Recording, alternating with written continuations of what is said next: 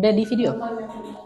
Air beria tanda tak dalam, air tenang seperti berlian. Izinkan kami ucapkan salam untuk para hadirin sekalian. Assalamualaikum warahmatullahi wabarakatuh. Waalaikumsalam warahmatullahi wabarakatuh. Yang kami hormati para pemateri, narasumber, moderator, serta seluruh peserta seminar yang bahagia pada hari ini. Puji syukur kita panjatkan kehadirat Allah Subhanahu wa taala karena atas limpahan rahmat dan karunia-Nya kita dapat berkumpul dalam keadaan sehat pada acara seminar Saya Berlau dengan tema Cerdas di Dunia Digital, Waspada Modus Kejahatan Keuangan Online. Saya Theo Ahmad Al-Rumi. Saya Zahra Devina. Kami selaku pembawa acara akan memandu jalannya kegiatan pada hari ini hingga selesai. Baiklah, kepada para peserta seminar yang berbahagia, tibalah kita pada acara inti yaitu penyampaian materi seminar. Namun sebelumnya, izinkan kami untuk memperkenalkan moderator yang akan memandu acara seminar di kesempatan kali ini. Langsung saja kepada Bapak Aidil Syafitra SHMH untuk memimpin jalannya sesi seminar dan sekaligus memperkenalkan para pemateri dan juga narasumber. Kepada Bapak Aidil dipersilakan.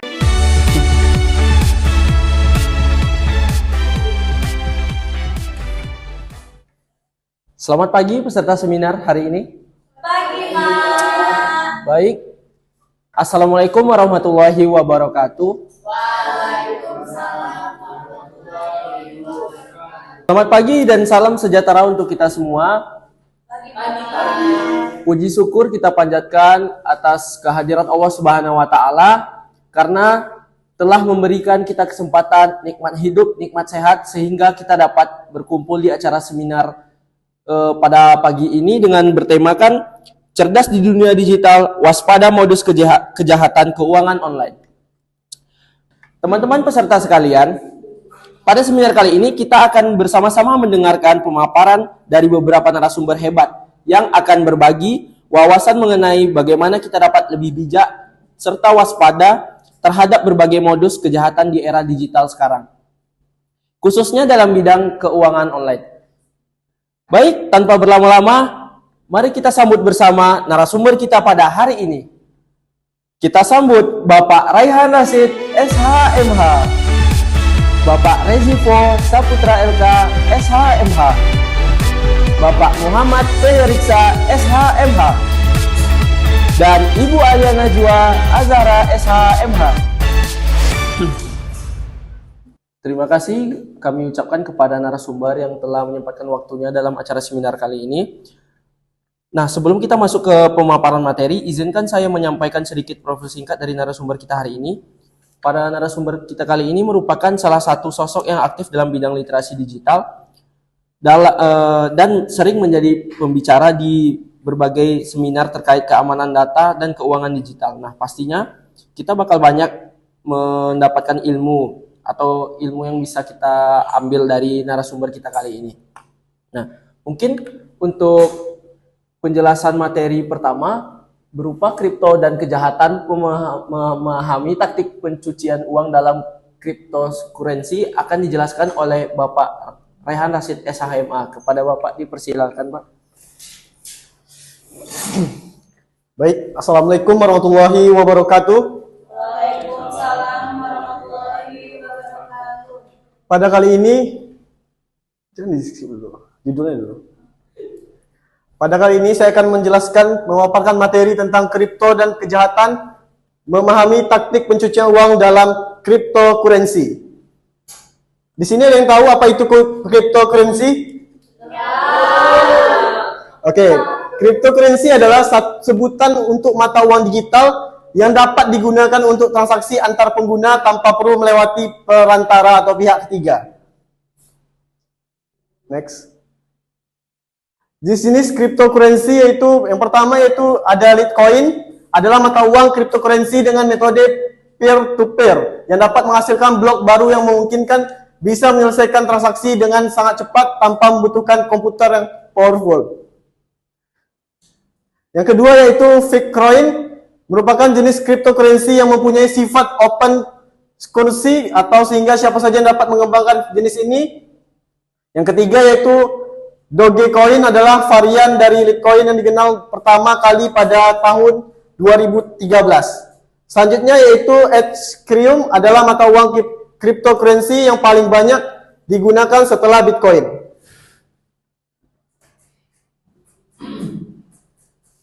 Cara kerja cryptocurrency yang pertama itu menggunakan penggunaan menginstal wallet yang dapat membuat alamat unik untuk transaksi.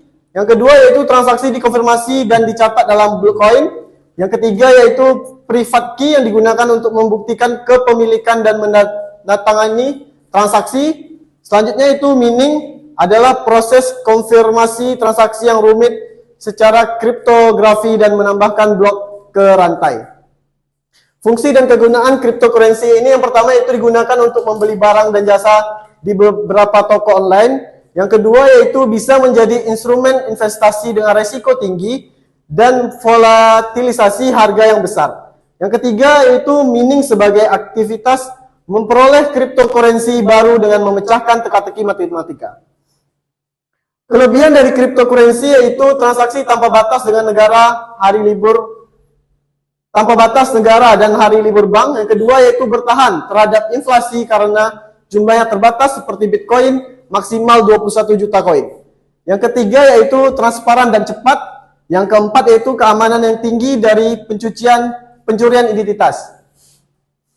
Kekurangan dari cryptocurrency yaitu potensi penyalahgunaannya untuk aktivitas ilegal seperti pencucian uang.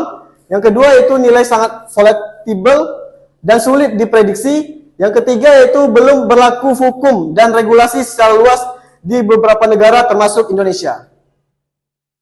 Contoh kasus dari cryptocurrency ini banyak. Yang pertama itu ada kasus aliran dana kripto ilegal tahun 2024 sampai 2025. Kejaksaan Agung mengungkap adanya aliran dana ilegal melalui transaksi cryptocurrency yang merugikan negara mencapai 1,3 triliun selama 1 tahun terakhir.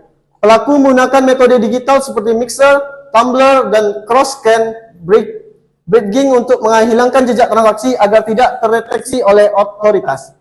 Yang kedua yaitu contohnya itu penipuan trading kripto tahun 2025. Polri membongkar kasus penipuan trading saham dan kripto yang melibatkan jaringan internasional dengan kerugian korban mencapai 105 miliar rupiah.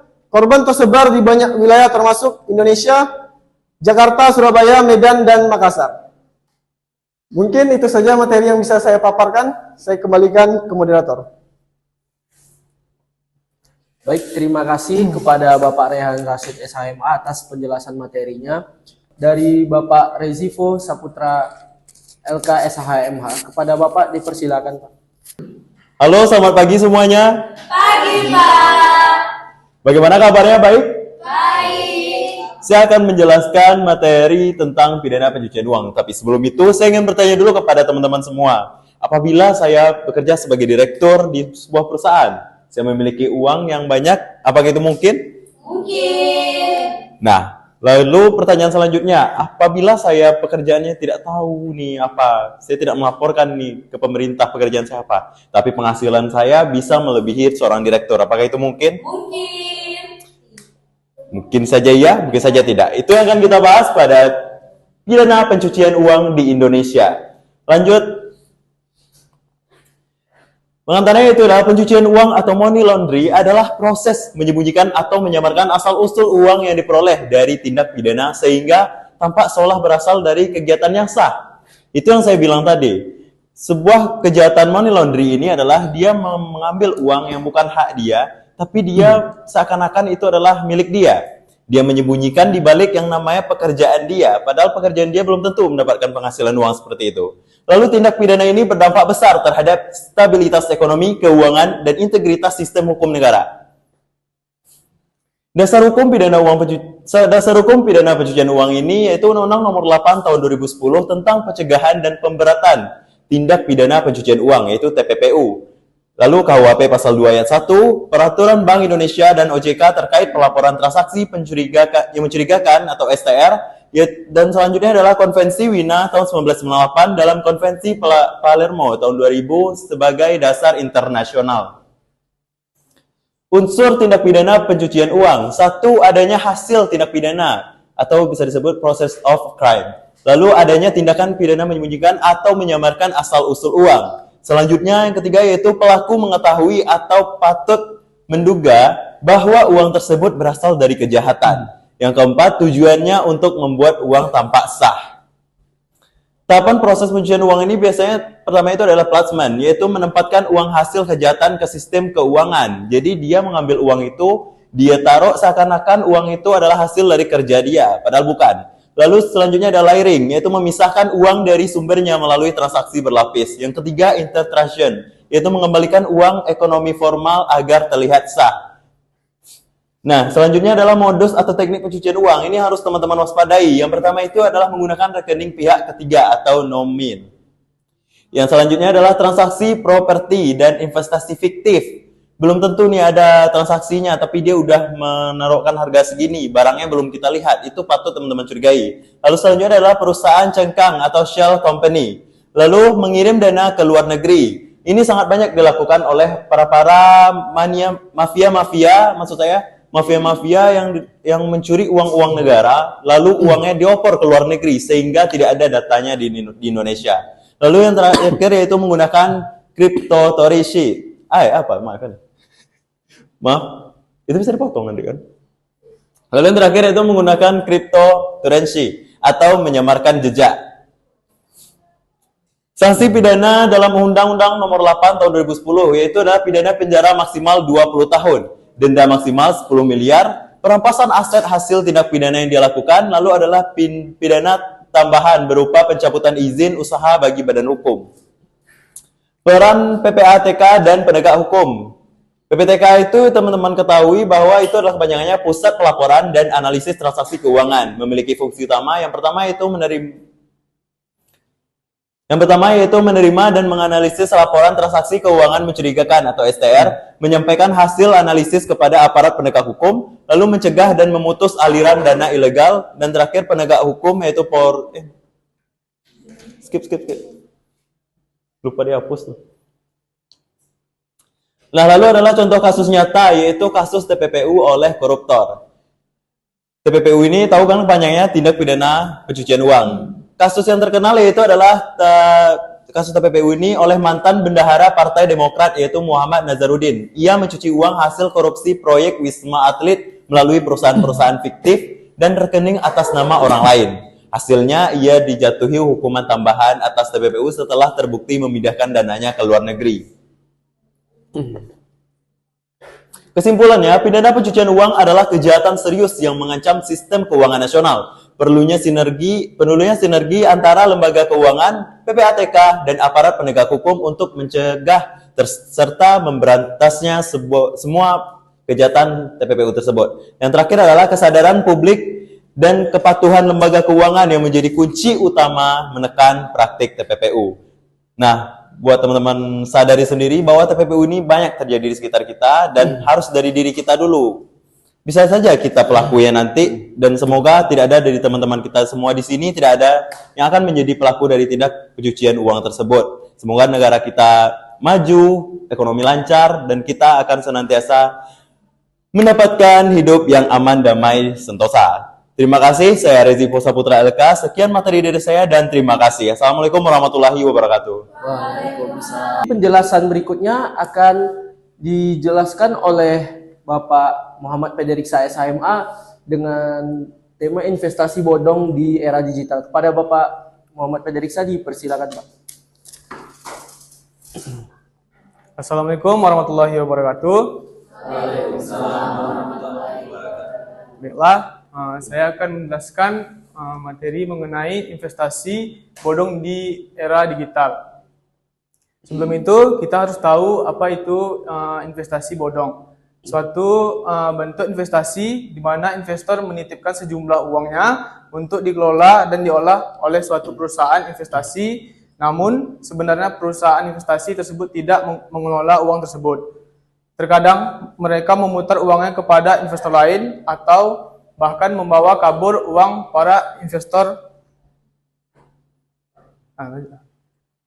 Selanjutnya itu ciri-ciri investasi bodong. Yang pertama itu tidak memiliki izin resmi atau kelengkapan legal, yaitu cara paling mudah mendeteksi apakah sebuah tawaran investasi itu legal atau ilegal adalah mengecek perizinannya sebagai informasi perusahaan yang bergerak di bidang investasi, keuangan, atau penghimpunan dana. Masyarakat harusnya memiliki perizinan dari otoritas terkait, yaitu Otoritas Jasa Keuangan, Bank Indonesia.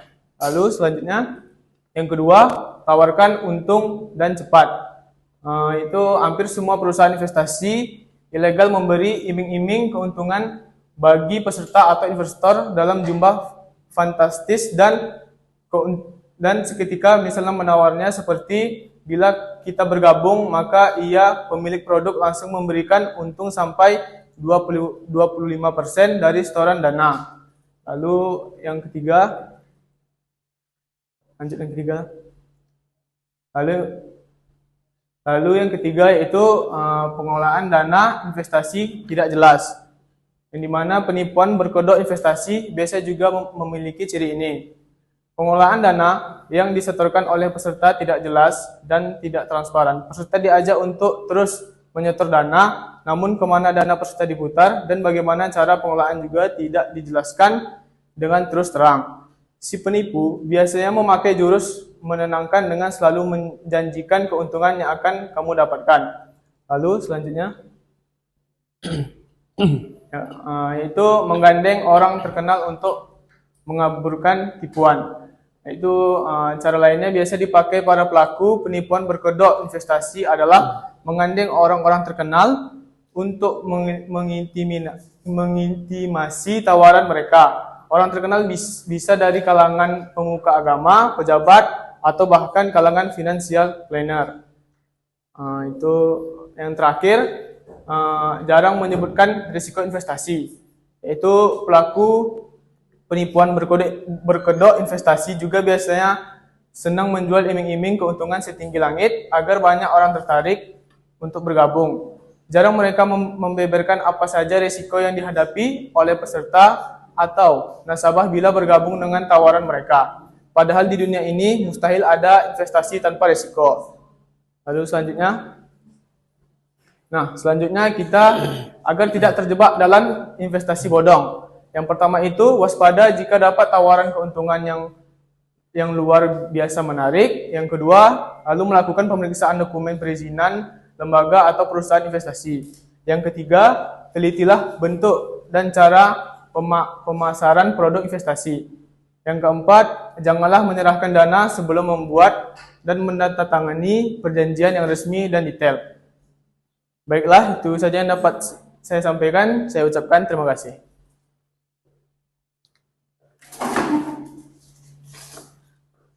Baik, terima kasih kepada Bapak Muhammad Federiksa, SHMA atas penjelasan materinya. Mungkin selanjutnya kita masuk ke pemateri terakhir yaitu Ibu Alia Najwa Azhara yang akan menjelaskan cybercrime, phishing, and love scam.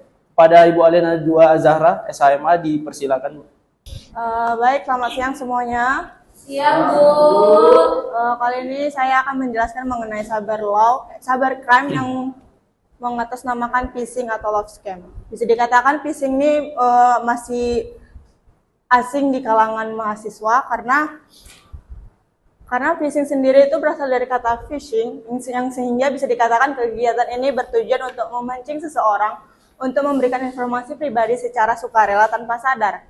Kenapa korban mau melakukan itu? Karena beberapa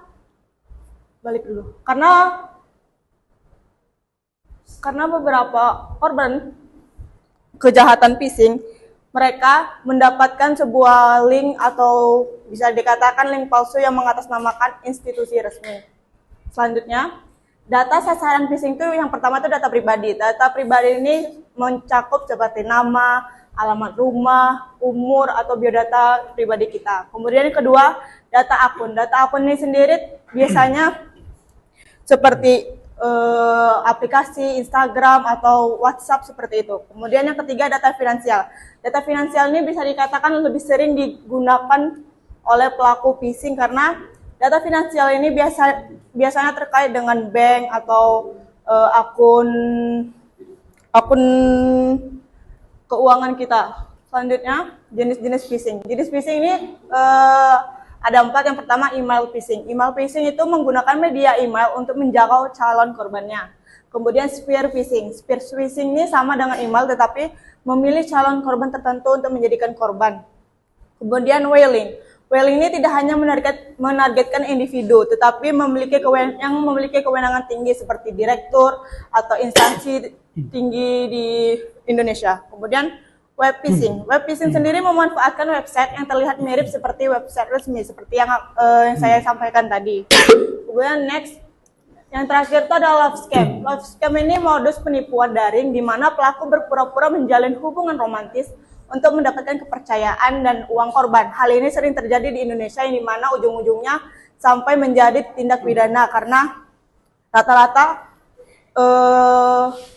kasus love scam berujung pembunuhan akibat penipuan tersebut.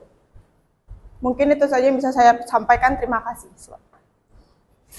Itulah penjelasan materi-materi dari narasumber kita. Selanjutnya, moderator akan membuka sesi tanya jawab. Apabila peserta seminar ada yang ingin bertanya, silakan. Perkenalkan, nama saya Yeleni Susanti. Saya ingin bertanya, Pak. Bagaimana cara membedakan orang tersebut money laundry atau tidak? Terima kasih. Baiklah, izinkan saya menjawab. Pertanyaan yang sangat bagus dari Susanti bahwa bagaimana sih cara membedakannya orang yang melakukan money laundry atau tidak. Secara simpelnya memang agak sulit melihat orang itu money laundry atau tidak. Tapi bagaimana cara membedakannya, mungkin kita bisa melihat apakah dia memiliki pekerjaan yang jelas atau tidak. Sesuai yang saya terangkan tadi, orang-orang yang melakukan money laundry itu melakukannya secara diam-diam. Mereka menyimpan uangnya seakan-akan uang itu dari hasil dia sendiri, padahal bukan. Jadi dapat disimpulkan bahwa orang yang melakukan money laundry itu memiliki latar belakang atau pekerjaan yang tidak jelas atau tidak mendukung untuk penghasilannya yang bisa dibilang fantastis. Contohnya, dia hanya bekerja membuka warung biasa, misalnya supermarket. Penghasilannya mungkin sesuai data itu hanya sekitar 10 sampai 20 juta per bulannya, itu maksimal. Tapi kekayaannya dia bisa beli Alphard, dia punya rumah lebih dari 2, itu patut dicurigai. Jadi itulah penjelasan singkat dari saya untuk menjawab pertanyaan Susanti. Apakah sudah jelas? Sebenarnya sebelum tertulis. Oh enggak apa, tanyain aja lagi. Nah, kalau contohnya tadi kata Bapak kan, dapat dicurigai bahwasannya kalau contohnya usahanya cuma apa tadi? Misalnya dia buka minimarket aja. Buka minimarket. Nah, ketika kita nggak tahu usahanya cuma itu atau ada yang bagaimana? Nah, kalau menurut yang saya ketahui bahwa undang-undang itu sudah mengatur bahwanya pengusaha itu wajib melaporkan hasil kekayaan mereka, properti mereka. Sehingganya mereka dapat dianalisis nih berapa pajak yang harus dibayarkan. Apabila pajak mereka itu hanya kira-kira untuk orang penghasilan dia di bawah 10 juta, tapi kekayaannya di luar itu patut dicurigai. Jadi simpelnya pertanyaan kedua Susanti itu, kalau misalnya dia punya minimarket, tapi dia tidak punya pekerjaan lain, itu dia juga salah karena dia tidak melaporkan pekerjaannya. Sekian, terima kasih. Terima kasih, Pak. Ya.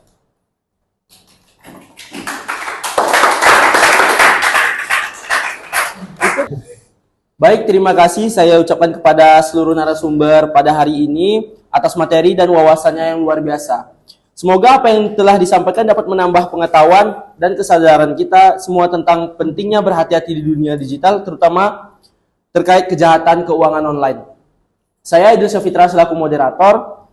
Mohon maaf apabila dalam memandu acara terdapat kekurangan. Akhir kata, wassalamualaikum warahmatullahi wabarakatuh.